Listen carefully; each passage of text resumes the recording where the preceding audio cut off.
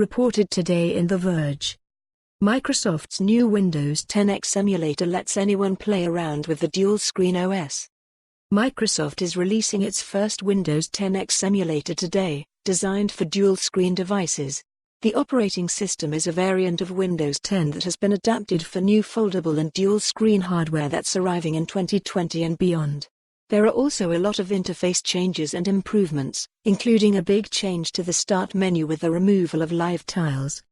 The emulator is available over at Microsoft's Windows DevTools site, and we'll be covering all of the changes and features in a separate Windows 10X hands-on shortly. Microsoft is also implementing container technology inside Windows 10X to allow classic Win32 desktop apps to run alongside Universal Windows Apps, UWP, and Progressive Web Apps, PWA. The software giant hasn't revealed exact details about this container technology, but the company is holding a developer day today where it will dive into the technical details. This new emulator lets anyone play around with Windows 10X and test app compatibility. This is going to be an important part of Windows 10X, thanks to the container technology. The containerization essentially means that all Win32 apps run in a container, except Edge and Office that use a shim to support older APIs. Microsoft's container is used to ensure that older apps behave correctly on dual-screen devices, including the hit on battery life and the way apps are displayed on screens.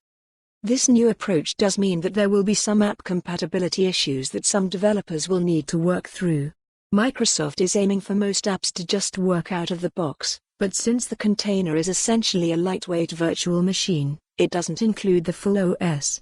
This introduces app compatibility issues with apps that may want to write to the shell, Dropbox, or ones that install drivers alongside the installer, VPN software.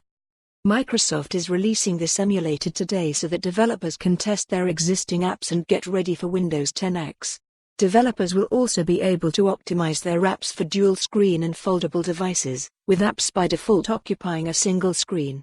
Microsoft is leaving it up to end users to span apps across two displays, and the company previously revealed its best practices for apps and websites on devices like the Surface Duo and Surface Neo.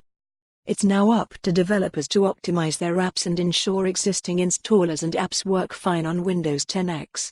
Devices like the Surface Neo and Lenovo's foldable ThinkPad X1 Fold are arriving later this year, and Dell, HP, and Asus are also working on Windows 10X dual-screen and foldable devices.